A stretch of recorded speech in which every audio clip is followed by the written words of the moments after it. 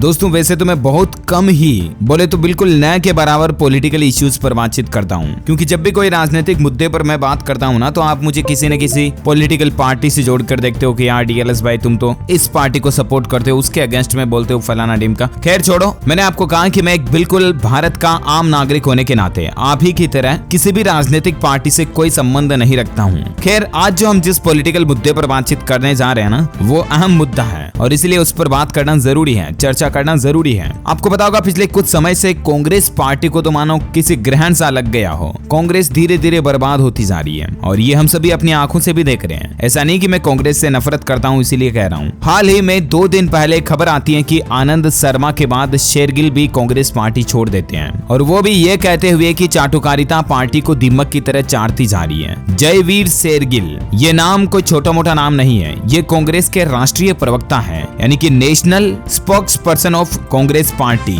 जो एक बहुत बड़े पोस्ट पर होते हैं। उन्होंने भी कांग्रेस पार्टी से रिजाइन दे दिया, कांग्रेस पार्टी छोड़ दी अभी 2 दिन पहले। और आज इसी बीच एक बड़ी खबर आती है कि गुलाम नबी ने भी कांग्रेस पार्टी छोड़ दी। उनका कहना है कि अब वो नई पार्टी बनाएंगे। उन्होंने सोनिया गांधी को एक पत्र लिखा और राहुल को उपाध्यक्ष बनाने से कांग्रेस बर्बाद हुई और चापलूस पार्टी चलाने लगे। उस पत्र में ये बात कही। आखिरकार कांग्रेस से आजाद हुए गुलाम नबी आज शुक्रवार को उन्होंने कांग्रेस छोड़ दी है। उन्होंने पार्टी के सभी पदों और सदस्यता से भी इस्तीफा दे दिया। सूत्रों के हवाले से कुछ रिपोर्ट में यह भी दावा किया जा रहा है कि आजाद अब नई पार्टी बनाएंगे। उन्होंने पार्टी छोड़ने से पहले अपने इस्तीफे की चिट्ठी में 5 पन्नों में 7 किरदारों के बारे में लिखा, जिनमें सबसे सख्त बयान राहुल गांधी को लेकर है। हालांकि सोनिया गांधी के बारे में उन्होंने लिखा, अच्छी बात लिखी, बेशक कांग्रेस अध्यक्ष के तौर पर आपने यूपीए 1 और यूपीए 2 के गठन में शानदार काम किया और इस सफलता का सबसे बड़ा कारण यह था कि आपने अध्यक्ष के तौर पर बुद्धिमान सलाहकारों और वरिष्ठ नेताओं के फैसलों पर भरोसा किया, उन्हें ताकत दी और उनका ख्याल रखा। लेकिन राहुल गांधी के बारे में जो गुलाम नबी ने कहा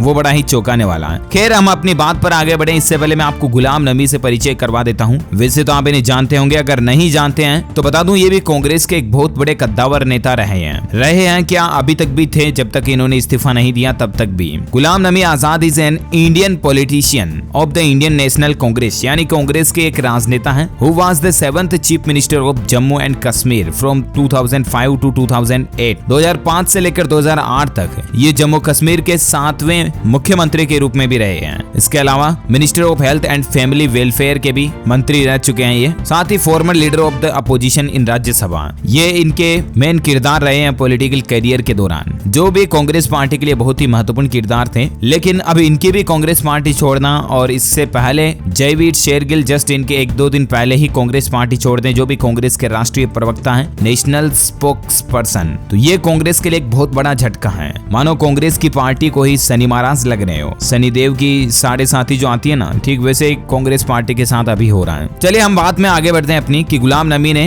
अपने इस्तीफे लेटर में राहुल गांधी के बारे में क्या लिखा। सोनिया गांधी के बारे में तो उन्होंने अच्छी बात लिखी है, लेकिन राहुल गांधी के बारे में वो बोलते हैं कि दुर्भाग्य से राजनीति में राहुल गांधी की एंट्री और खास तौर पर जब आपने जनवरी 2013 में उन्हें उपाध्यक्ष बनाया तब राहुल ने पार्टी में चली आ रही सलाह के मैकेनिज्म को तबाह कर दिया। सभी वरिष्ठ और अनुभवी नेताओं को साइडलाइन कर दिया और गैर अनुभवी चापलूसों का नया ग्रुप बन गया जो पार्टी चलाने लगा और यही एक मुख्य वजह रही है कांग्रेस पार्टी के डूबने की। गुलाम नबी बिल्कुल साफ साफ लिखते हैं। उन्होंने अपने खुद के बारे में कहा कि मैं लगातार 4 दशक तक कांग्रेस वर्किंग कमेटी का सदस्य रहा। 35 साल तक मैं देश के हर राज्य और केंद्र शासित प्रदेश में पार्टी का जनरल सेक्रेटरी इंचार्ज भी रहा। मैं ये बताते हुए खुश हूँ कि जिन राज्यों में मैं इंचार्ज रहा उनमें 90% में कांग्रेस को जीत मिली। कांग्रेस पार्टी के बारे में वो लिखते हैं खत में कि यूपीए सरकार की अखंडता को तबाह करने वाला रिमोट कंट्रोल सिस्टम अब कांग्रेस पर लागू हो रहा है। आप बस नाम के लिए इस पद पर बैठी हैं, सभी जरूरी फैसले राहुल गांधी ले रहे हैं। उससे भी बदतर तो ये है कि उनके सुरक्षा कर्मी और पीए भी ये फैसले ले रहे हैं। उनके सलाहकार बिल्कुल चापलूस लोगों की टीम है। गुलाम नबी आजाद के पॉलिटिकल हिस्ट्री की बात करें दोस्तों तो कांग्रेस में हमेशा ये बड़े पद पर रहे हैं। 2 साल तक तो जम्मू कश्मीर युवा कांग्रेस के अध्यक्ष रहे। 37 साल तक कांग्रेस के राष्ट्रीय महासचिव रहे। इंदिरा जमाने के नेता हैं ये, जो सोनिया के भी करीबी रहे। अब इतने अनुभवी और इतने ओल्ड नेता अगर अब कांग्रेस की पार्टी से रिजाइन देते हैं तो ये कांग्रेस की पार्टी के लिए सबसे बड़े झटके और सदमे से कम नहीं है तो और क्या है। इंदिरा गांधी, मनमोहन सरकार और नरसिम्हा में भी ये मंत्री रह चुके हैं। मतलब पॉलिटिक्स में इनका काफी ज्यादा तजुर्बा है, अनुभव है, क्योंकि ये काफी वरिष्ठ, उम्रशुदा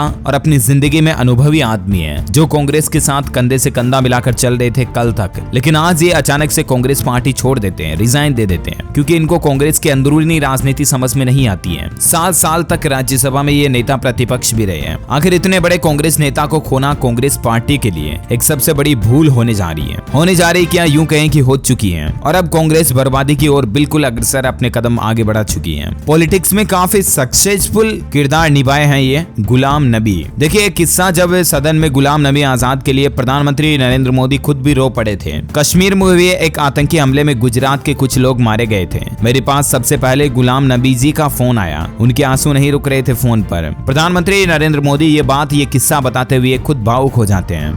मतलब गुलाम नबी कांग्रेस के थे, उसके बावजूद प्रधानमंत्री नरेंद्र मोदी ने साल 2021 9 फरवरी की बात है, जब उनका राज्यसभा कार्यकाल पूरा हो रहा था, तो उनकी तारीफ की। सही बात को सही कहा और एक आतंकी घटना का जिक्र करते हुए देश के प्रधानमंत्री नरेंद्र मोदी भावुक भी हो गए। उन्होंने अपने संबोधन में बताया कि किस तरह से उस समय गुलाम नबी आजाद कश्मीर में फंसे हुए गुजरात के लोगों की चिंता अपने परिवार के सदस्यों की तरह कर रहे थे, जबकि ये तो उस समय भी कांग्रेस पार्टी के थे। उसके बावजूद देश के प्रधानमंत्री नरेंद्र मोदी ने इनकी तारीफ की। अब मैं आपको यहाँ पर ये बात बता रहा हूँ, इसका मतलब आप ये बिल्कुल भी मत समझ लेना दोस्तों कि कहीं मैं बीजेपी का सपोर्टर हूँ या बीजेपी की और पक्ष ले रहा हूँ, ये नहीं। बल्कि आप ये समझिए, इसको पॉजिटिव थिंक में समझिए कि गुलाम नबी आजाद जो है ना, वाकई में एक सक्सेसफुल और सही नेता रहे हैं। तभी तो अपोजिशन की पार्टी के लीडर ने भी उनकी तारीफ की। यहाँ पर पॉइंट ऑफ व्यू ये देखिए आप, मतलब गुलाम नबी आजाद की खुद तारीफ जो है देश के प्रधानमंत्री जी ने की है। मतलब कांग्रेस के साथ इतने दिन ये जुड़ कर रहे, एक अच्छे नेता के रूप में इन्होंने कार्य किया, कार्यभार संभाला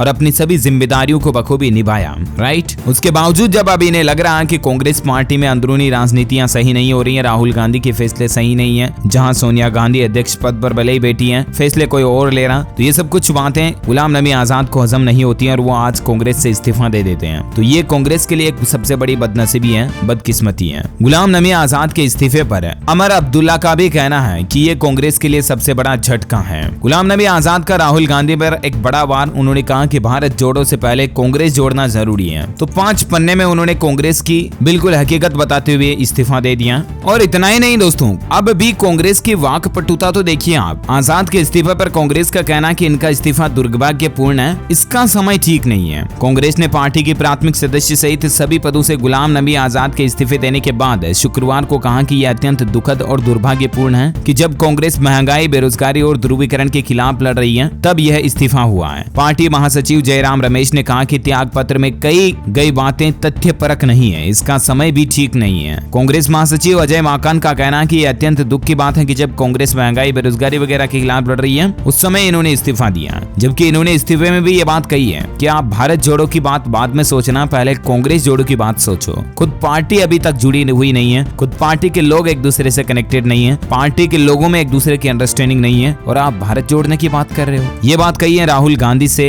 गुलाम नबी जी ने। खैर अंत में मैं यही कहना चाहूंगा दोस्तों, मेरा किसी भी पॉलिटिकल पार्टी से कोई लेना देना नहीं है। आपको जो पार्टी अच्छी लगती है आप वोट उसी को सोच समझ कर दें। खैर ये रहा आज कांग्रेस के लिए सबसे बड़ा झटका। ये कुछ पॉलिटिक्स में चर्चाएं, बातें चीजें चल रही थी, मैंने सोचा आपके साथ भी शेयर कर दूं। वैसे आपका क्या ख्याल है, कांग्रेस पार्टी क्यों बर्बाद होती जा रही है, इसके कोई प्रॉपर रीजन क्या हो सकते हैं, आपके मन में क्या विचार है, आप इसके बारे में क्या समझते हैं, सोचते हैं, हमें कमेंट करके जरूर बताइएगा। बातचीत करते हैं नीचे कमेंट बॉक्स में। फिलहाल इस वीडियो को लाइक और शेयर करना, हमारे चैनल DLS न्यूज को सब्सक्राइब करके बेल आइकन जरूर दबा देना। Thank you, take care, good bye, जय हिंद, जय भारत, वंदे मातरम।